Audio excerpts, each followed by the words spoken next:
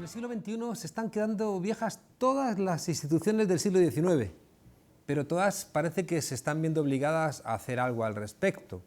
Cambia la prensa, y ahí están luchando con los digitales. Cambian, por supuesto, los partidos políticos, pero se aferran a cambios cosméticos para intentar quedarse ahí. Cambia el mundo editorial y, por supuesto, cambia la universidad. Pero esos cambios afectan directamente al corazón de la misma. La universidad, que antaño monopolizó el saber, hoy ni por cerca lo monopoliza. La universidad, que ofrecía el mejor saber, ve cómo desde otros lugares le hacen una competencia en calidad. La universidad antaño garantizaba el empleo y hoy me temo que es todo lo contrario. Y la universidad en algún momento pareció querer formar ciudadanos y parece que los ciudadanos se forman en otros sitios, si acaso se forman. Parece que lo que sí que mantienen es su condición de centros de reproducción, de espacios de poder. Terminan siendo de alguna manera como esos viejos ateneos cuyos cuadros colgados de las paredes de vez en cuando bajan para ocupar algunos espacios de representación. En fin, parece que como en algunas asignaturas se cambia el nombre, pero se siguen impartiendo los viejos contenidos. La gente joven se marcha fuera de España y los que se quedan miran perplejos a la institución y me temo que a veces a nosotros, sus profesores. Todas las instituciones del siglo XIX están gritando un cambio. ¿Será capaz la universidad de asumirlo? En la tuerca de hoy hablamos de la universidad pública y sobre si sigue siendo de todos y para todos. Hablamos de la eficacia de las reformas universitarias y de un plan Bolonia que no ha durado ni 5 años y ya se prepara la reforma del 3+2. Hablamos de los estudiantes, de cuánto pagan, de cómo es la universidad en la que viven y el futuro laboral que les espera. Y por último hablamos del sistema educativo que nos deja José Ignacio Wert y de la universidad que la sociedad necesita. En la tuerca de hoy nos acordamos de la universidad. Una mesa, como siempre, de gente que conoce, vive, siente y lucha por cambiar el tema del que es objeto nuestra tuerca. Tenemos a Alberto Tena, estudiante y analista político. Alberto, hola, un gusto tenerte aquí con nosotros. Muchas gracias. Tenemos también aquí a mi derecha, solamente por cuestiones geográficas, tiene la virtud de que está a su izquierda, Pablo Sánchez León, investigador de la Universidad del País Vasco. Pablo, buenas tardes, bienvenido otra vez aquí. Muchas gracias. En este anochecer de la tuerca. Nos acompaña igualmente, nos acompaña Lara Hernández, de Izquierda Unida. ¿Cómo estás, Lara? Buenas tardes. Estudiante en el extranjero. Efectivamente. Conocí como estudiante en Berlín. Por aquellas Además, tierras de Dios. En Berlín. Muchas gracias por acompañarnos. También está con nosotros Lorena Lobo, de la Federación de Jóvenes Investigadores Precarios. Muchas gracias por acompañarnos. Cierra la mesa nuestro buen amigo nuestro buen amigo Juan Varela Portas, profesor de Filología de la Universidad Complutense de Madrid. Un placer estar aquí contigo. La última vez que estuvimos anduvimos por las calles, ¿no? Sí. Protestando por intentar reclamar una universidad pública de calidad. En un minuto, contadme esa gran promesa de Bolonia que parecía que iba a traernos a la modernidad, parece que se ha quedado en papel mojado. En un minuto. Empezamos contigo, Alberto. Pues muy rápidamente, creo que han pasado básicamente dos cuestiones. Por un lado, la expulsión sistemática de estudiantes. Hace poco teníamos la campaña de Faltan 45.000, ¿no? Que quería expresar de cómo la subida de tasas lo que ha hecho es sacar masivamente a estudiantes de la universidad. Pero por otro, creo que también los estudiantes que han quedado dentro de la universidad, creo que ahora son muy visibles los cuadros de ansiedad de estudiantes, situaciones de depresión por la presión que está metiendo Bolonia y la continua presión sobre los estudiantes del día a día que está llevando a una situación desastrosa dentro de los propios estudiantes de la universidad, que ya son incapaces de seguir una trayectoria dentro de la universidad que pueda ser vital o más allá y profesional. Pablo.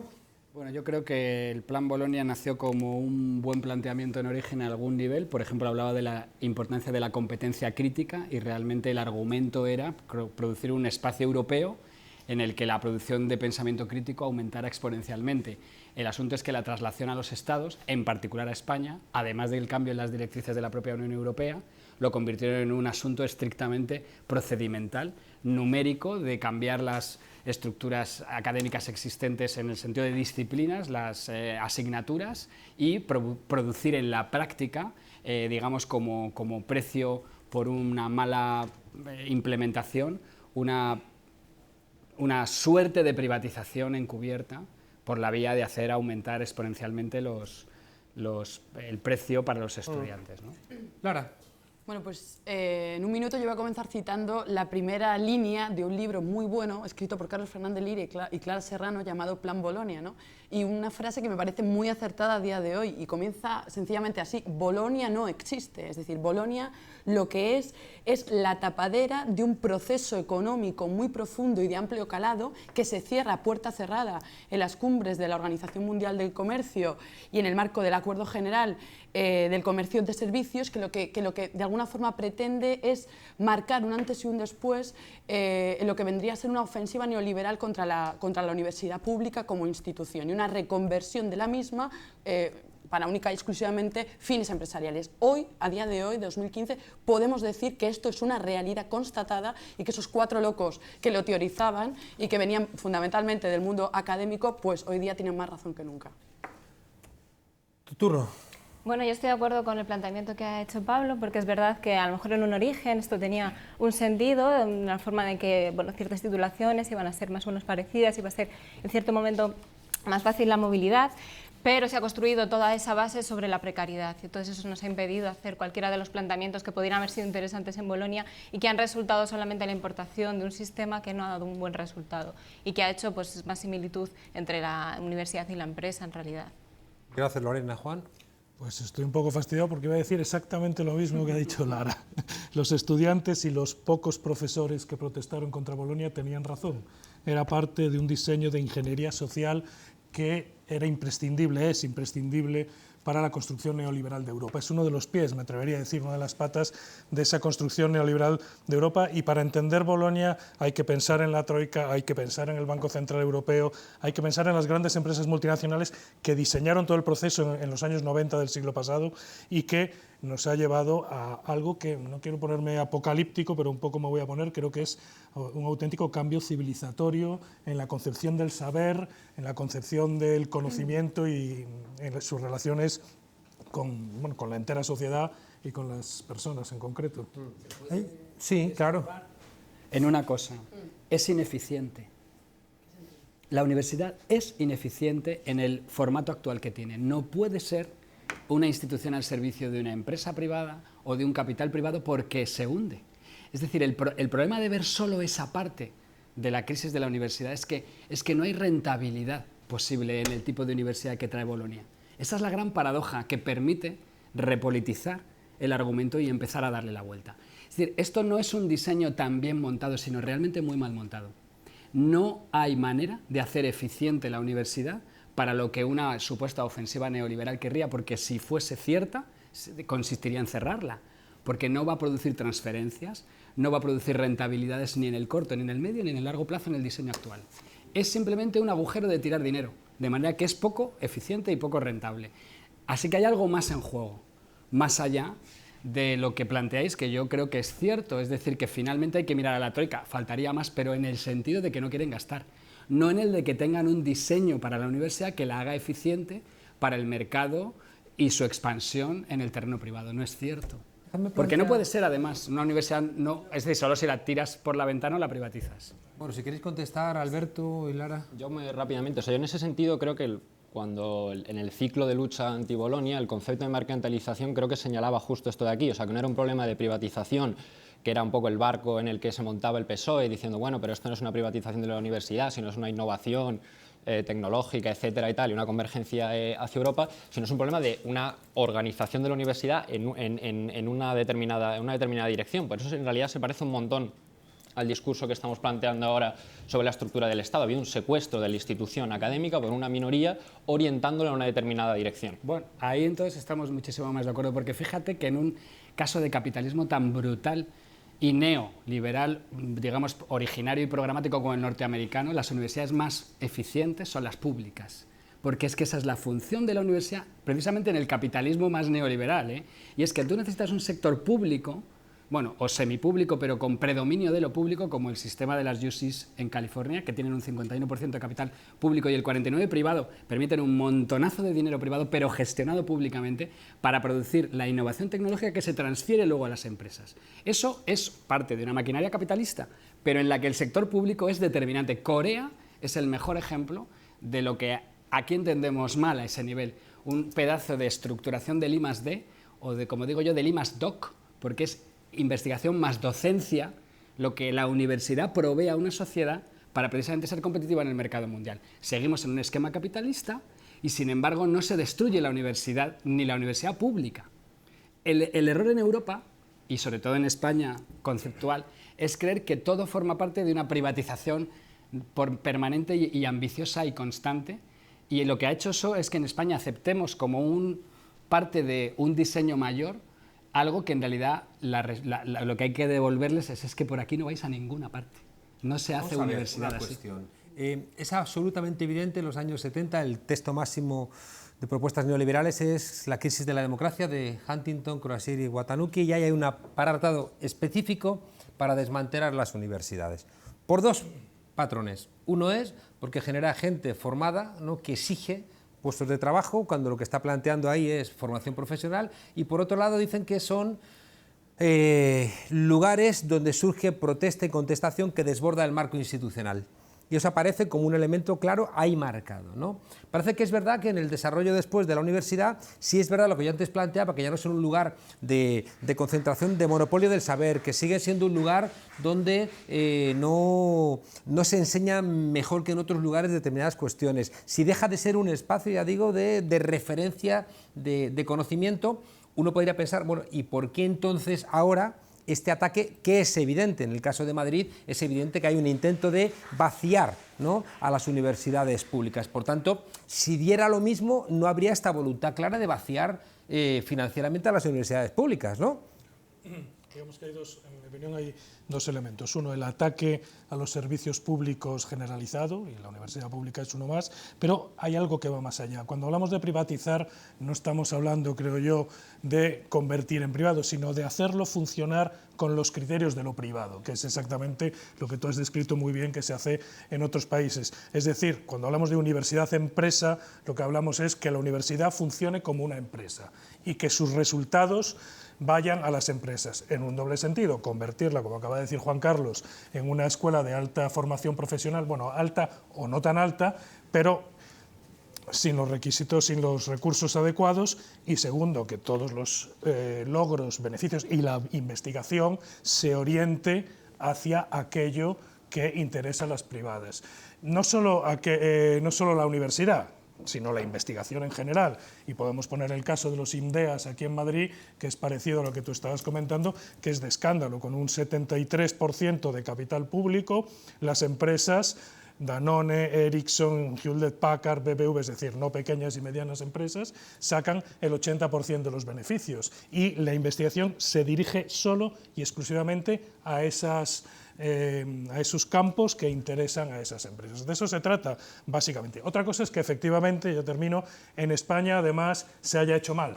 Es decir, que aquello que se prometía con Bolonia, de unas ratios de alumnos, profesores estupendas, de un cambio de metodologías pedagógicas, etcétera, etcétera, etcétera, no se haya realizado, y encima se ha realizado no a coste cero, sino a coste menos no sé cuánto, ¿no? Hay un elemento claro, y es que una de las figuras más controvertidas del gobierno de Rajoy precisamente parece que buscaba hacer algo con la universidad. Vamos a escuchar a nuestro amigo, que ahora estará escuchando Violines a la luz de las velas en París. La familia no tiene recursos para afrontar el pago de esas tasas. Evidentemente se pueden dar casos, pero no tener recursos, pregunto una vez más, ¿qué quiere decir? Que no se quieren dedicar recursos a eso en detrimento de otras posibilidades de usar los recursos en otras cosas. Nuestro interés es españolizar a los alumnos catalanes y que se sientan tan orgullosos de ser españoles como de ser catalanes, y que tengan la capacidad de tener una vivencia equilibrada de esas dos identidades, porque las dos les enriquecen y las dos les fortalecen. Lorena, Wert tenía un papel clarísimo, ¿no?, en el gobierno de Rajoy, como una persona dispuesta con esa arrogancia, no solamente en las cuestiones de confrontación territorial, sino también parece que venía con una voluntad respecto de las universidades.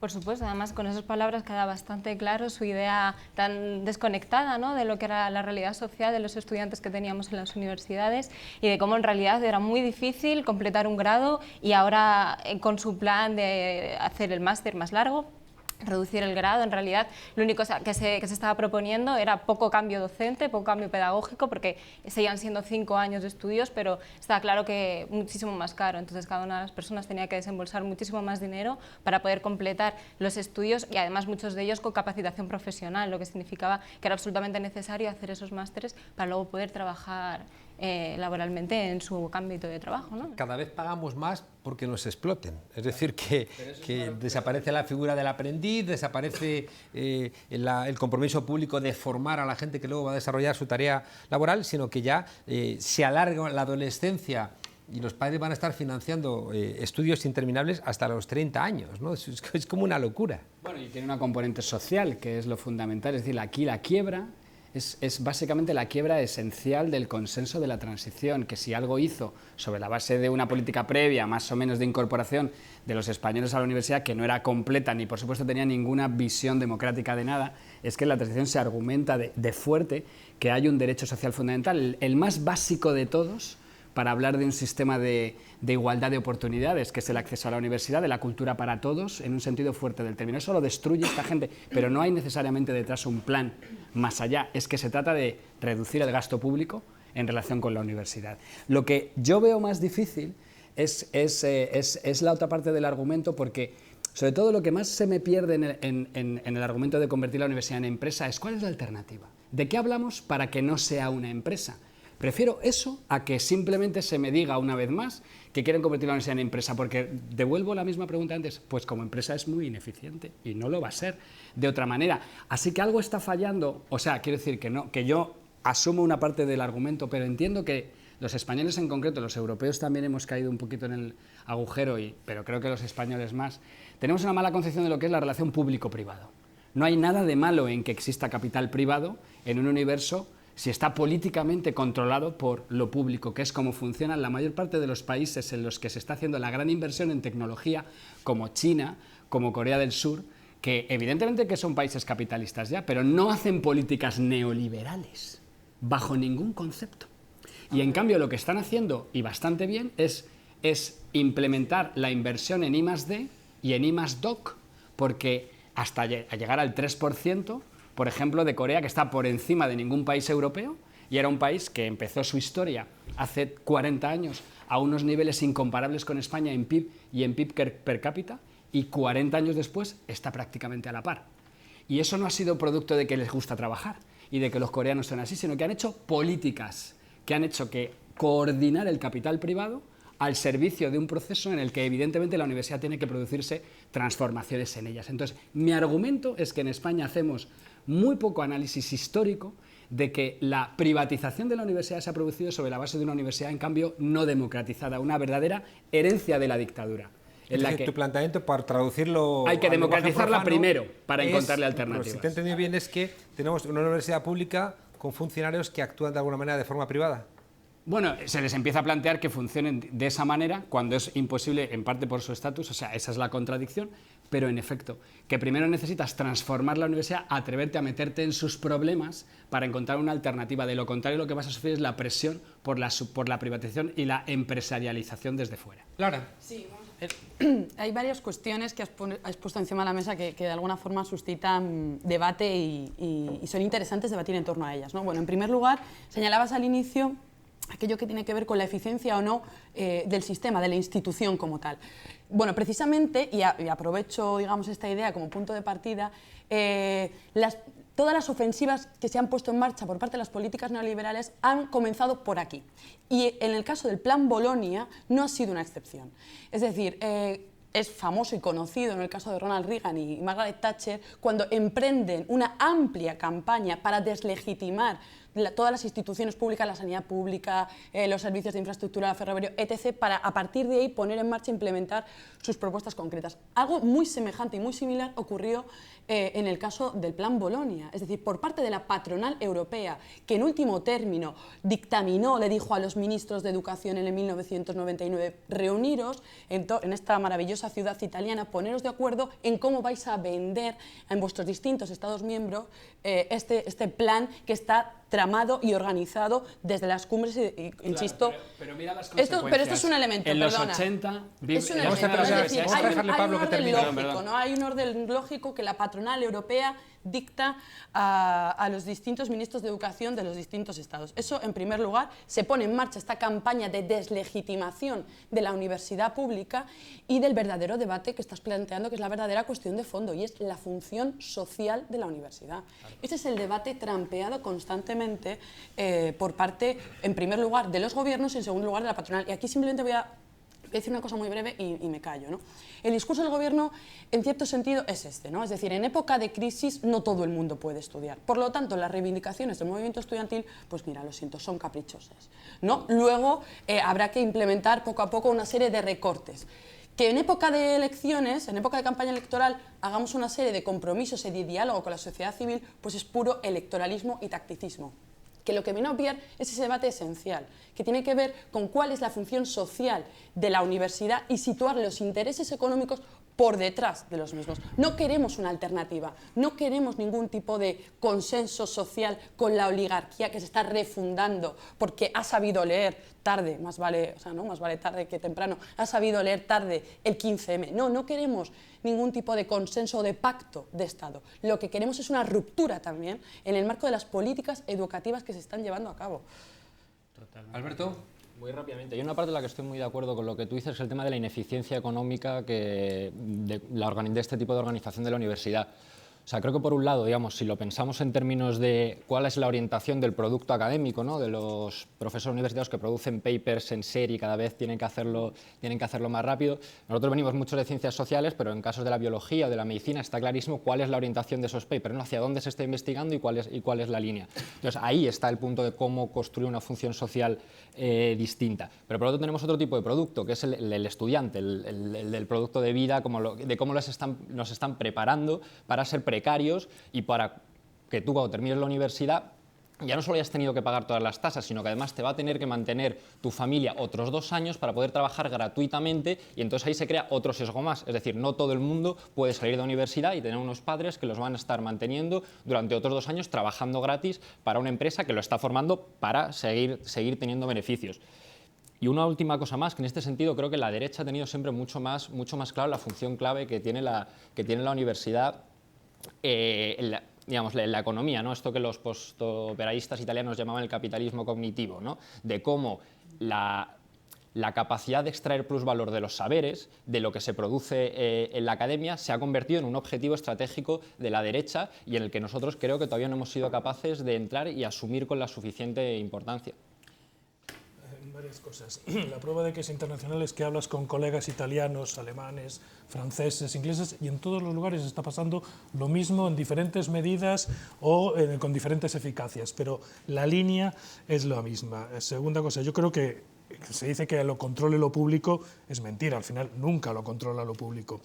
Y cuando hablas de ineficacia estoy completamente de acuerdo, es ineficaz desde el punto de vista social, efectivamente, pero no es ineficaz para ciertos beneficios privados y para ciertas plusvalías, que es por otra parte lo que miden los rankings. Pero de todas formas, de lo que has dicho, creo que hay una cosa que es muy interesante y que es lo que nos debe hacer avanzar. Efectivamente, este ataque o este cambio, esta ruptura de la que hablaba Lara, se produce en una institución especialmente sensible o especialmente débil, frágil, frente a ese ataque, porque efectivamente había sido otra de las transiciones frustradas. En eso estoy completamente de acuerdo contigo y en realidad esa universidad humboldtiana ideal de la que Carlos Fernández Liria y Luis Alegre hablan maravillosamente en sus artículos, me temo que nunca existió, ni por asomo en España por lo menos. Venimos de una universidad franquista y eso lo que nos hace es efectivamente obligarnos a repensar globalmente y colectivamente el papel de la universidad. Esto es lo realmente importante.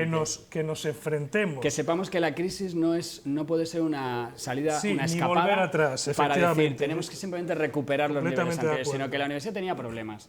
Y el asunto es que la crisis de alguna forma ha obligado a anteponer otros que no son menores, porque se convierte hay un sesgo social y hay un problema de financiación, pero la universidad traía problemas. Y sin embargo, perdona, si me permites un momento, Juan Carlos, simplemente argumentar frente a lo que tú mismo has presentado, el argumento de Huntington, la época dorada de la universidad a escala mundial de toda su historia son los años 80 en Estados Unidos. Es decir, en plena ofensiva neoliberal de Ronald Reagan, la única que fue tal cosa, lo que hubo fue un aumento exponencial del gasto público, como bien sabemos, y fue muy bien dirigido, por cierto, hacia la universidad. El neoliberalismo tiene una contradicción de teoría y práctica gigante. Lo que hace es distribuir el dinero público hacia lugares a veces raros, pero en Estados Unidos Pablo, son inteligentes. Pero no fue capaz de construir una cultura política democrática. Pero por tanto, la universidad se encerró en sí misma, fue muy progresista, había departamentos marxistas, pero quedaron absolutamente desconectadas de cualquier posibilidad de influir en los 80, en su pero no sociedad. necesariamente tiene que suceder Si no en hubiera habido Europa. esta hegemonía neoliberal que se metía hasta los tuétanos, pero eso no hasta tiene de los por qué pobres. pasar en Europa, Juan Carlos. Aquí el plan Bolonia es la oportunidad. La prueba la tienes en el pedazo de ingente cantidad de dinero que empieza la Unión Europea a proponer que se tiene que dedicar a I+D. Lo que sucede es que no lo quiere dar a los Estados. Lo que pretende es que los Estados compitan por él.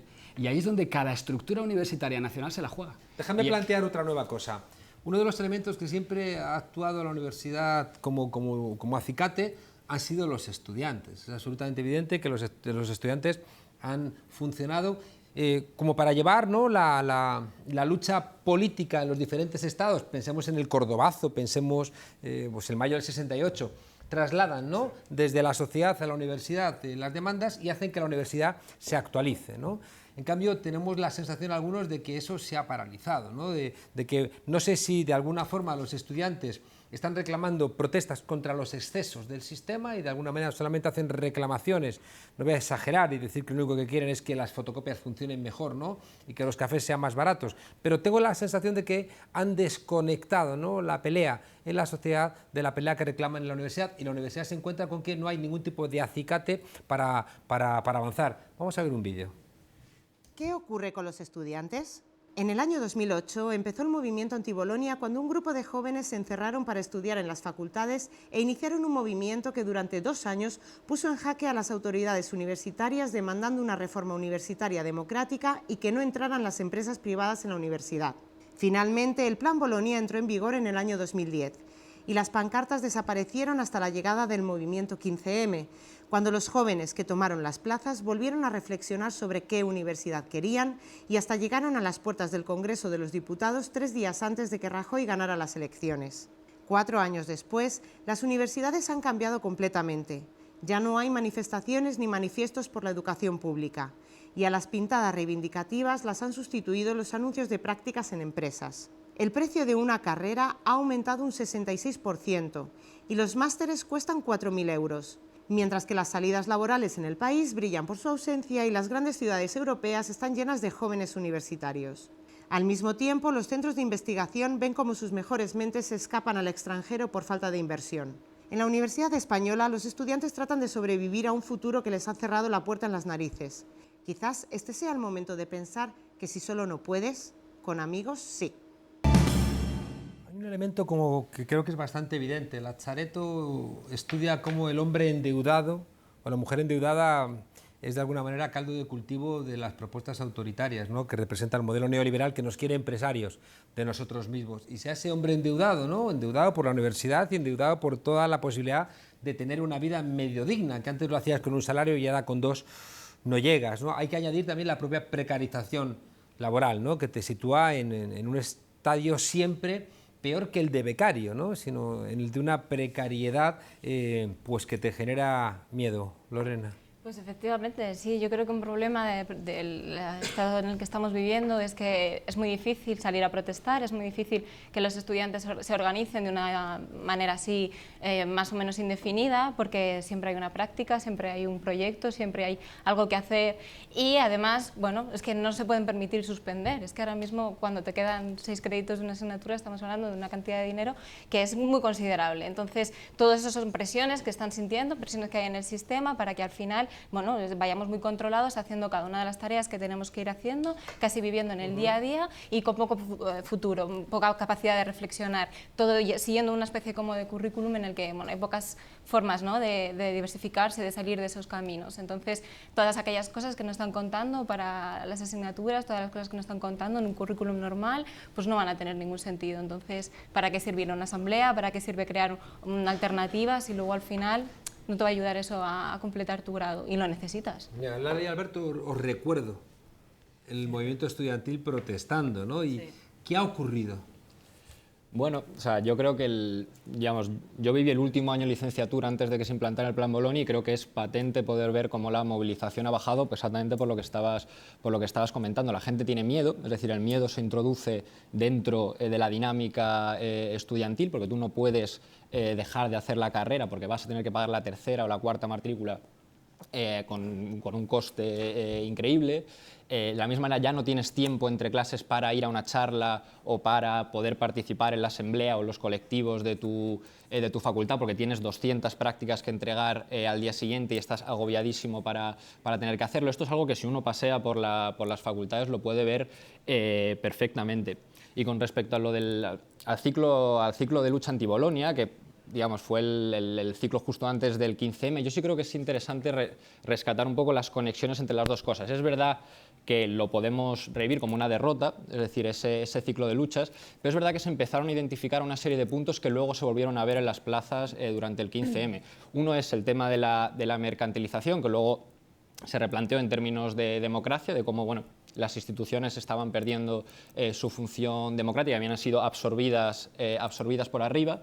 Por el otro es la posición del PSOE en esto, es decir, que las luchas anti-Bolonia ya podíamos ver un discurso del PSOE sobre, digamos, orientado a esto de la tercera vía de Tony Blair, ¿no? De cómo ya los recursos humanos, prácticamente parecía que las universidades había que transformarlas en el departamento de recursos humanos de una empresa del IBEX 35. Estas eran cosas que ya en las luchas anti-Bolonia empezamos a ver y a percibir. Y por último, algo que se ha comentado ya, la cuestión europea, ¿no? De cómo esto ya no era una cosa que solo era una cuestión nacional, sino que tenía que ver con todo el sistema institucional de la Unión Europea. Y esto creo que luego se revirtió en las plazas durante el 15M. ¿Ahora? Sí, efectivamente. Yo creo que hay que situar la cuestión de la desmovilización de los estudiantes en un marco más amplio, ¿no? Y yo creo que tiene que ver con la necesaria, de alguna forma, readaptación que se está produciendo en la izquierda social, en la izquierda sindical y en la izquierda política de este país a este nuevo escenario que se ha abierto después del 15M y después de la emergencia de este nuevo sujeto político que, sin lugar a dudas, es hegemónico, quizás no cuantitativamente, porque no está el 99% de la población en las calles, pero sí cualitativamente, porque en cierto sentido obliga a esta remodelación de estos tres ámbitos de la izquierda, ¿no? Y en ese sentido creo que, claro, hay muchas organizaciones de izquierdas y muchos sindicatos que todavía no han entendido que el fordismo no va a volver. Que el fordismo no va a volver, que el obrero de mono azul de la fábrica no existe y que por lo tanto esa forma de referenciarse en movilizaciones clásicas o en partidos clásicos ha dejado de existir, ha dado paso a otra cosa, ha dado paso a una sociedad postfordista ocupada fundamentalmente, ¿no?, por las nuevas formas de trabajo, fundamentalmente por la generación más joven, son falsos autónomos, becarios precarios, trabajadores pobres que acumulan contratos de 1 a 2 horas en una semana y a pesar de todo no llegan a fin de mes, es decir, hay unas nuevas formas de trabajo que implican nuevas formas de relaciones sociales y que implican nuevas formas de movilización y de luchas. Yo creo que estamos un poco, como decía Gramsci, ¿no?, en ese... Pues bueno, lo viejo no termina de morir y lo nuevo no termina de nacer, lo que no implica que estemos transitando hacia una nueva forma de entender, de canalizar y de crear, de construir colectivamente nuevas fórmulas de movilización que de facto se están produciendo en la universidad, porque sería una mentira importante, ¿no?, decir hoy aquí que no hay movilización. El 18 de noviembre está convocada una huelga a la japonesa, como hacíamos antaño en las luchas contra Bolonia, en la Universidad Complutense de Madrid, pero es verdad que no está sabiendo de alguna forma convertir estas reivindicaciones en consignas para las mayorías sociales que tengan un amplio seguimiento, ¿no? Y estoy totalmente de acuerdo con lo que decía Alberto. Yo además en mi caso estuve precisamente, ¿no?, junto con Carlos Fernández Liria, con Luis Alegre, con otros compañeros y compañeras, Alfredo Almendro, Carlos Martínez, Fabio Cortés, precisamente en el foco, en la Facultad de Filosofía de la Universidad Complutense de Madrid, que junto con la Facultad de Políticas, pues yo creo que han sido dos de las almas mater, dos de los centros de la organización política y social clave y determinante de los últimos años de este país. Que se lo pregunten a Germán Terç y a los espacios tradicionales de la derecha que siempre nosotros, los humildes profesores de la Universidad Complutense y de la Facultad de Política y Sociología, nos han querido, no sé, ejecutados, ¿no? A poder ser al amanecer. Siguen intentándolo, pero tranquilos, tranquilos, que yo sé que ustedes nos intentan fusilar, pero como decía Gila, nos fusilan mal, aunque vengan después a darnos el tiro en la nuca. Pablo. Acuérdate, Juan Carlos, de tu propia trayectoria y la cantidad de flujos y reflujos que ha tenido el movimiento estudiantil. El movimiento estudiantil es de flujo y reflujo. En los 70 primeros fue la avanzadilla. En la segunda mitad de los 70, en plena transición, se colocó a rebufo de la mayor parte de la movilización por la democracia en España. La primera mitad de los 80 fue realmente un agujero negro, que es la que yo viví. Hasta el 86 no existió otra vez movimiento estudiantil. No hay relación directa entre Plan Bolonia y su éxito supuesto y desmovilización. El flujo tiene que ver, y en cambio sí que rescato, con un problema en parte también interno, la consigna. ¿Qué es lo que necesitaría un estudiante hoy para ser movilizado? Yo le transmitiría la mía. No creas que este tipo de capitalismo neoliberal es otra cosa más que una utopía. A ti no te va a tocar. Quiere decir, no hay manera de que siendo el mejor estudiante y más temeroso y más aquiescente vayas a encontrar el puesto de trabajo, porque no hay vínculo directo. La universidad está para otra función que es de largo plazo y no nunca para los mercados de corto plazo de carácter laboral. Por ahí se puede recomponer una politización en unos tiempos como los que tenemos. Vamos a escuchar, Pablo, qué piensan los universitarios de sí mismos. Buenas noches, Juan Carlos. Estamos aquí en la Universidad Complutense de Madrid, un remanso de espiritualidad donde los estudiantes van a clase, tienen vida asociativa, pero también en cuarto de carrera trabajan gratis para empresas en forma de prácticas. Vamos a preguntar a los estudiantes sobre qué universidad viven y si les gusta o no. ¿Cuánto estáis pagando este año por la universidad? Bueno, yo tengo la suerte de que recibo una beca por parte del Ministerio que me cubre toda la matrícula por la situación de la renta familiar que hay en mi casa. Y bueno, por eso me dan la beca y también por haber aprobado todas las asignaturas, pero si no, pues tendría dificultades para pagar la matrícula. ¿Y tú? Yo alrededor de 1.260 euros. De momento nada, pero tengo entendido que son en torno a los 1.700.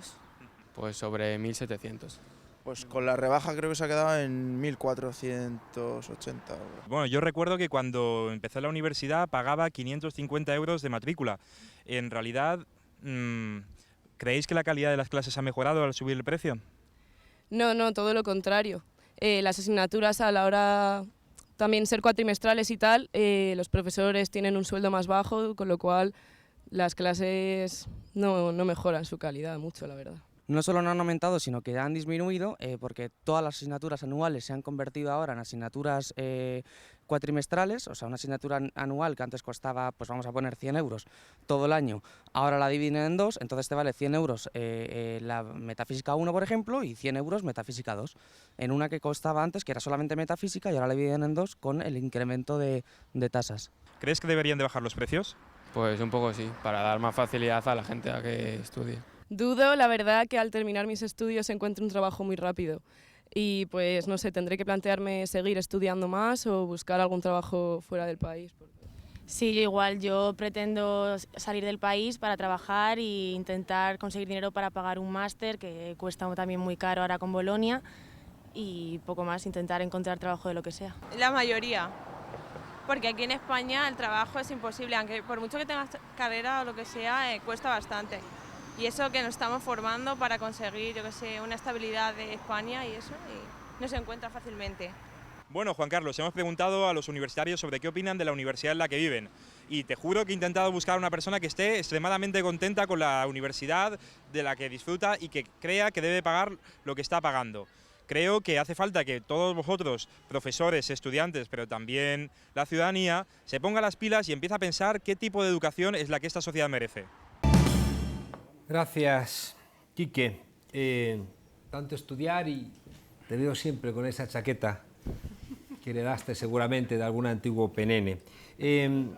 Los estudiantes universitarios, yo veo mis alumnos que no tienen tiempo para, como bien planteabais, para ir a una charla y están agobiados porque les pasan lista en clase, porque les obligan a estudiar cosas absurdas, porque no tienen la posibilidad de escaparse, ¿no? Y los propios profesores, en el caso de España, es imposible, ¿no?, que puedan enseñar cosa que no sea unos currículums rígidos. Es que hay en todas las facultades que yo conozco de Europa, se están brindando cursos sobre Podemos, como un fenómeno político. Bueno, pues en la Facultad de Ciencias Políticas de la Universidad Complutense no hay posibilidad de encontrar la posibilidad de brindar una asignatura donde los estudiantes puedan, ¿no?, saber de primera mano qué demonios ha ocurrido con algo que parece que, al menos en una facultad de políticas, tendría algún tipo de interés. Claro, no, estoy totalmente de acuerdo que al final lo que de alguna forma se constata y verifica después de la implementación y además precisamente en el año 2015, ¿no? Que fue precisamente la barrera que se marcó para terminar de poner en marcha todo este proceso, ¿no? Con la estrategia Universidad 2015, son 3 elementos, ¿no? En primer lugar, yo creo una devaluación de los contenidos, que era precisamente lo que apuntaba Juan Carlos, ¿no? Es decir, los estudiantes ven que tienen que hacer muchísimos trabajos muy ridículos muchas veces, que no están orientados ni siquiera al famoso aprender a aprender, que era la consigna que nos vendían, ¿no? En la época de la puesta en marcha, por un lado, esta devaluación de los contenidos, en segundo lugar, un encarecimiento de la especialización, de alguna forma se demuestra que hoy día, pues bueno, para especializarse es mejor que hagas un máster de 4.000 euros porque el grado, pues bueno, efectivamente no sirve absolutamente para nada, ¿no? Y en tercer lugar, se ha demostrado de alguna forma que esa supuesta renovación pedagógica era una verdadera farsa, que los pedagogos y las pedagogas que realizaban estos informes en calidad de expertos para avalar la supuesta y urgente en fin, puesta en marcha de alguna forma de nuevos modelos de enseñanza basados, ¿no? En la ausencia de las lecciones magistrales, clases más reducidas, formatos interactivos en diálogo con el profesor, incluso yo llegué a leer algún documento oficial que había que poner en marcha cocinitas en las aulas para que, mientras que los profesores dialogaban con los alumnos, pues, en fin, se pudiera tomar algo. Eso se ha demostrado que era una verdadera farsa y que hoy día la calidad, como han dicho los estudiantes que han sido entrevistados, pues la calidad de los estudios es muchísimo peor. Juan, como profesor, ¿tú ves a los estudiantes protestando, organizándose, haciendo una reflexión sobre su triste futuro? Bueno, yo creo, bueno, estoy de acuerdo con lo que ha dicho Pablo, que la cuestión va por ciclos. Muchos de los que ahora son concejales, diputados, todavía son estudiantes y sus equipos también. Entonces está claro que ahí hay una participación colectiva del estudiantado en todo esto que está sucediendo. Y creo que además se está relanzando, ¿eh? Yo ahora quería comentaros que los estudiantes de filosofía de la Complutense están con profesores de filosofía a su vez y profesores de secundaria, están poniendo en movimiento una lucha de reivindicación de la filosofía en la secundaria y en la universidad, que como sabéis la LOMCE se la carga definitivamente. El día 27 habrá una salida probablemente de clases en la calle y yo la sensación que tengo es que vuelve a haber vidilla. Bueno, es una sensación muy, digamos, no tengo datos, solamente es una cosa que estoy viendo y que yo me encuentro, sinceramente me asombra, porque me encuentro con alumnos que son realmente buenísimos, ¿eh? O sea, que por otro lado, dentro de este supuesto marasmo social en el que vivimos, los estudiantes universitarios, al menos los de mi facultad, los de filosofía, los que conozco también de las vuestras, son auténticos héroes, por decirlo así. Estoy orgullosísimo de ellos. He de reconocer, Juan, que en primero me emocionan y me enamoran, y en cuarto me asustan, con lo cual tengo la sensación de que ahí lo que hacemos es que olviden cosas, ¿no? Y que de alguna manera desestructuren algo que traían, ¿no? Con muchas ganas cuando entran en primero. Dejadme entrar en algunos temas más concretos. Parece evidente, como estáis planteando, que las tasas suben, la financiación pública baja. ¿No está haciendo eso el caldo gordo a las universidades privadas? ¿No hay una voluntad también que en el caso de Madrid sigue siendo evidente, ¿no? En el caso de Madrid hay una clara apuesta por la universidad privada, donde, recordemos, ¿no?, algún miembro de la Conferencia Episcopal ha señalado, sin ningún tipo de pudor, que hay más disciplina, ¿no?, en todas las enseñanzas religiosas. Claro, lo que pasa es que tiene un problema la universidad privada en España, y es que es mala.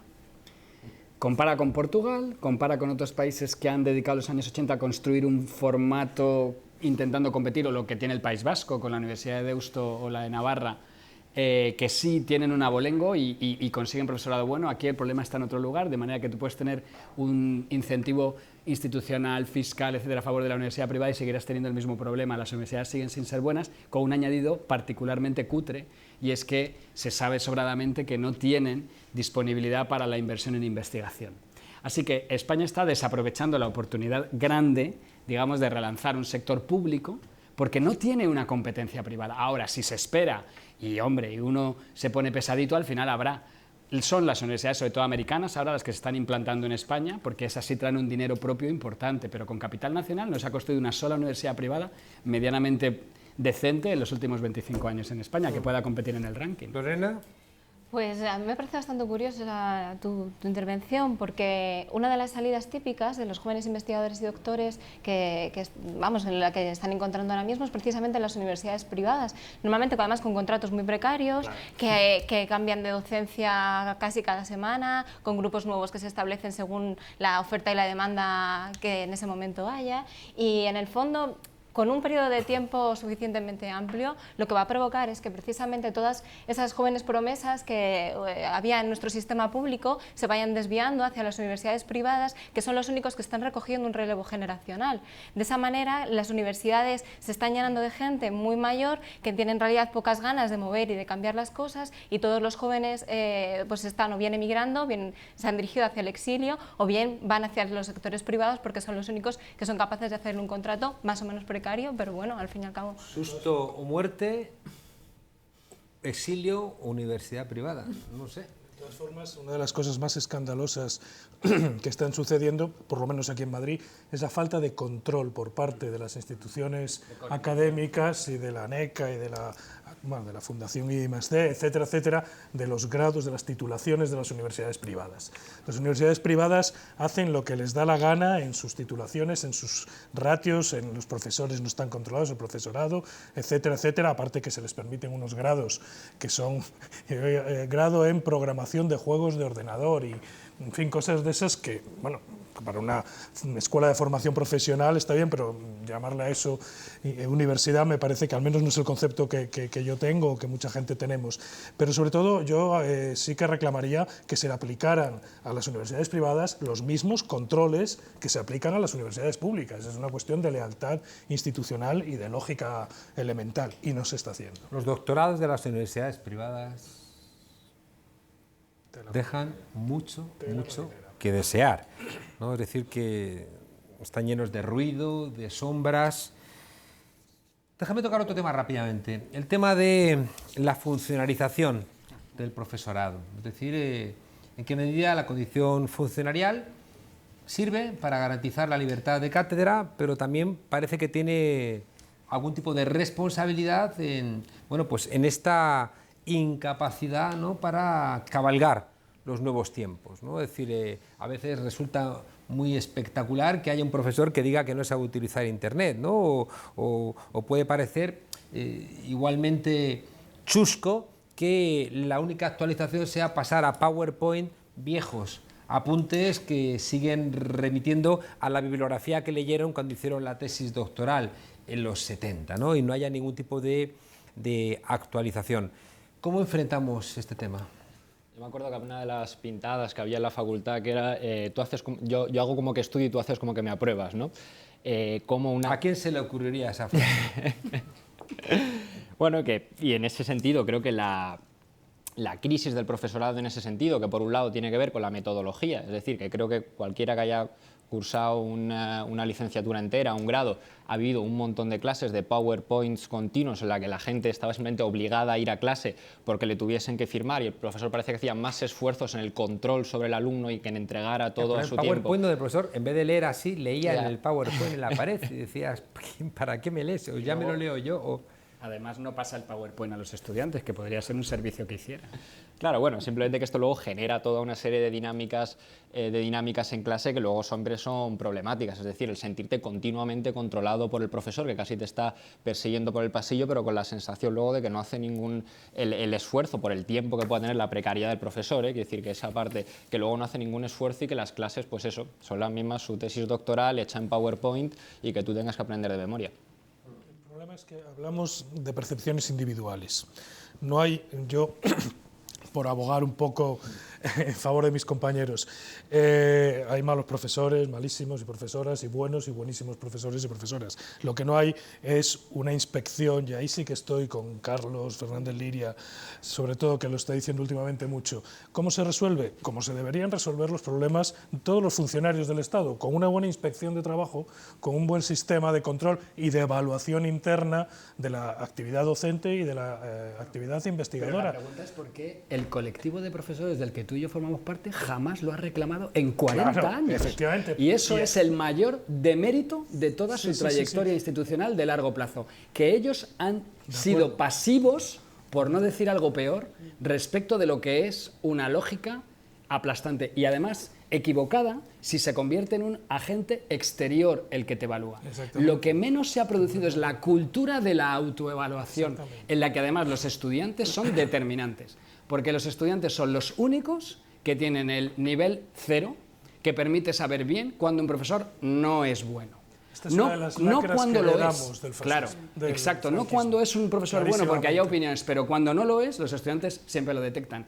Y ahí es que no hay vuelta de hoja. Entonces, que a día de hoy, en el 2015, con el Plan Bolonia funcionando años, no exista por ley, como en cualquier universidad europea, que habéis dicho antes, que es curioso, alguien ha puesto el ejemplo, en Europa se puede estudiar a Podemos, en España no. Oye, pues en Europa hay Plan Bolonia.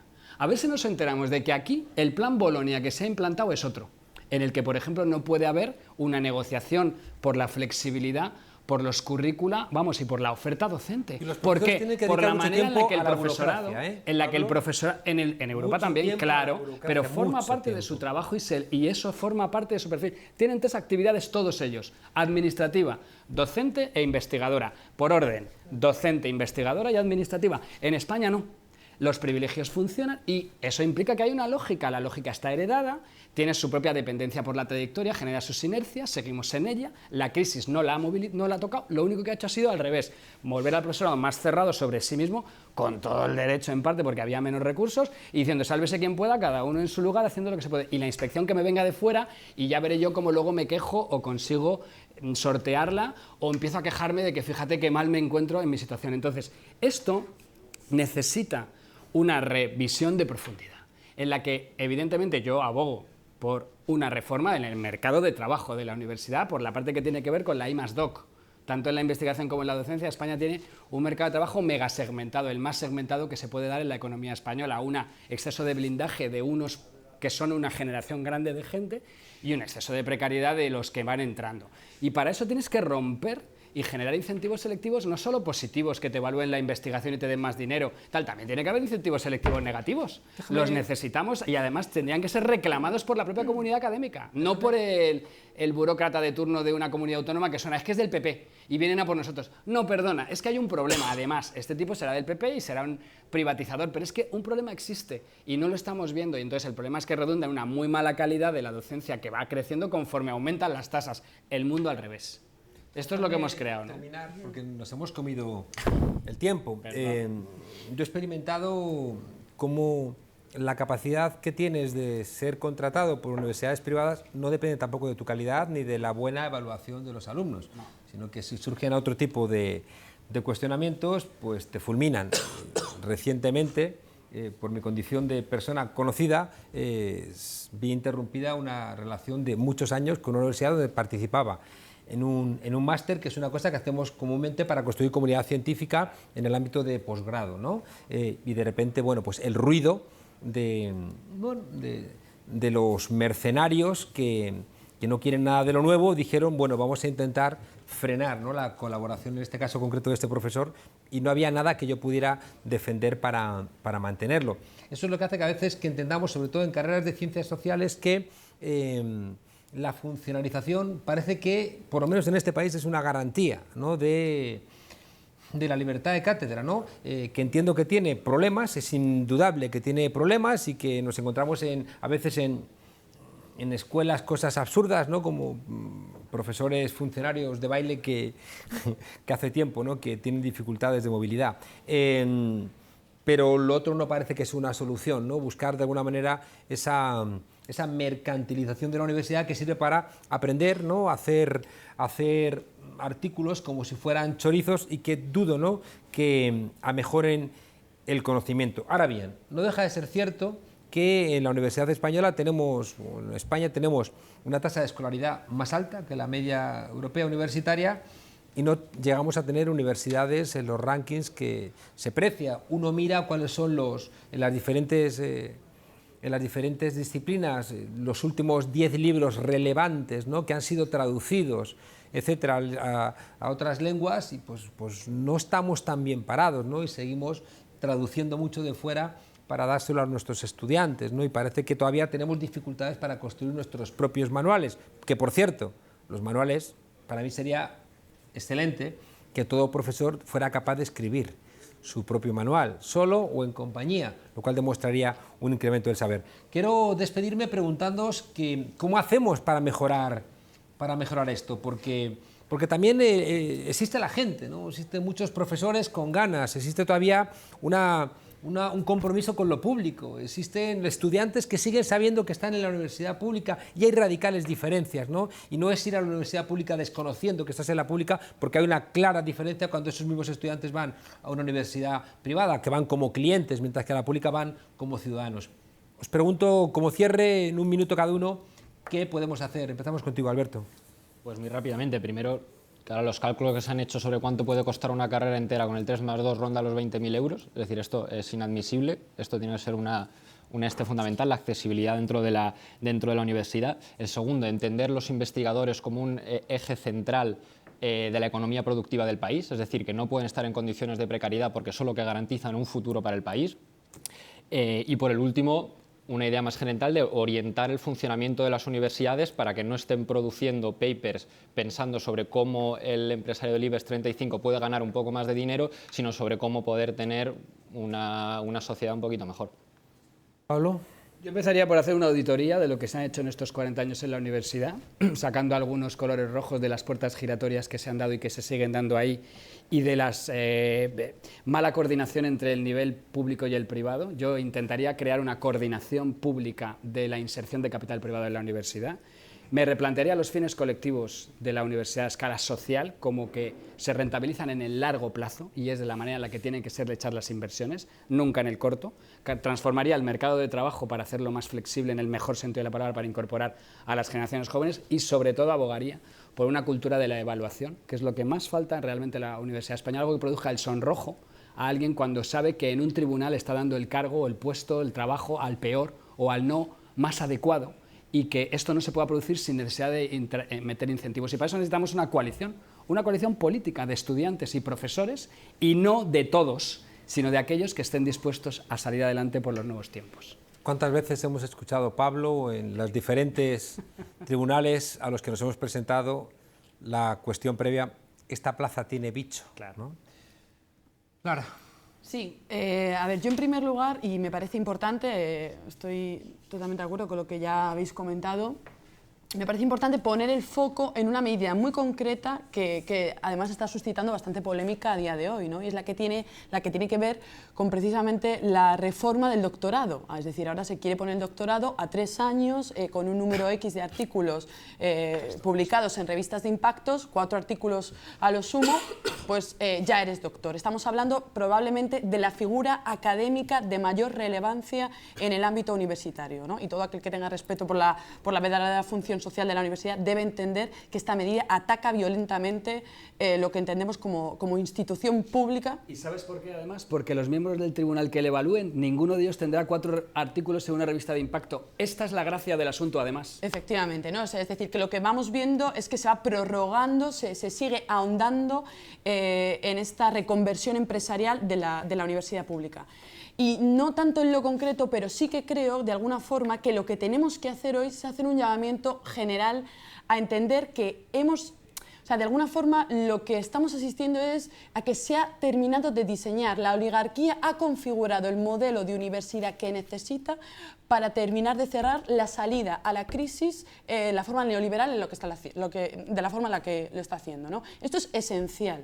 No es una cuestión accesoria ni un elemento de alguna forma que se escapa del marco general en el que está situado este país. En esa línea creo que tenemos que reclamar una universidad pública al servicio de nuestro país para garantizar una verdadera salida social a la crisis que el bipartidismo ha causado. Gracias, Lorena.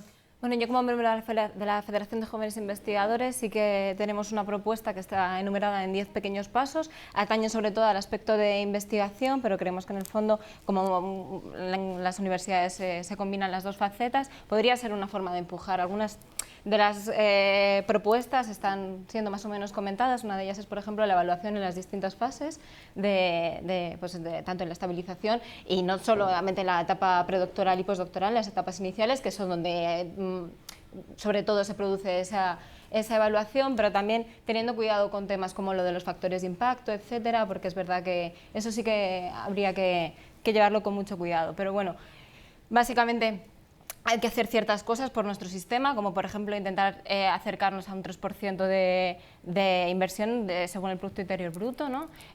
Conseguir que las convocatorias sean más transparentes. Ahora mismo nuestra universidad todavía es bastante opaca, en el mejor de los casos un poquito translúcida, y necesitamos que esas convocatorias sean muy transparentes, que además sean muy regulares para que sepamos muy bien cómo movernos, qué convocatorias van a abrir, qué convocatorias ya se han terminado, cuándo esperar las siguientes, y que podamos conseguir un tejido por lo menos que pueda acoger a los nuevos investigadores con las plazas que sean necesarias, ¿no? Una planificación que sea consecuente, ¿no? Con cada una de las pasos de esas 3 etapas. Gracias. Terminamos contigo, Juan. En primer lugar, evidentemente, financiación suficiente, condiciones de trabajo dignas para todos los miembros de la comunidad universitaria, control estricto de las privadas, lealtad institucional. Pero luego yo, sobre todo, avanzaría en 2 ámbitos o en 2 direcciones que pueden parecer contradictorias, pero que para mí son complementarias.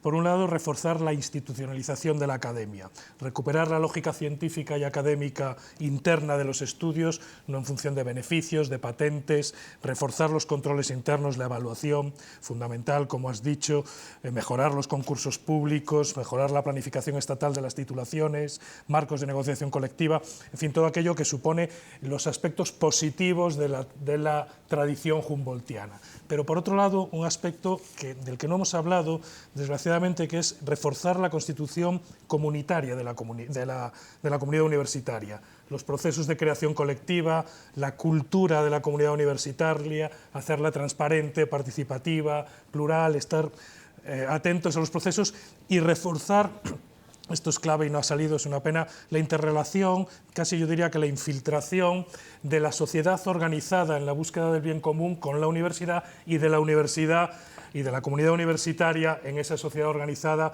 para el bien común. Y utilizo esta expresión, sociedad organizada para el bien común o colectivo, en contraposición de esa idea de que la sociedad son las empresas, que venían todos los documentos de Bolonia, como vosotros recordaréis muy bien.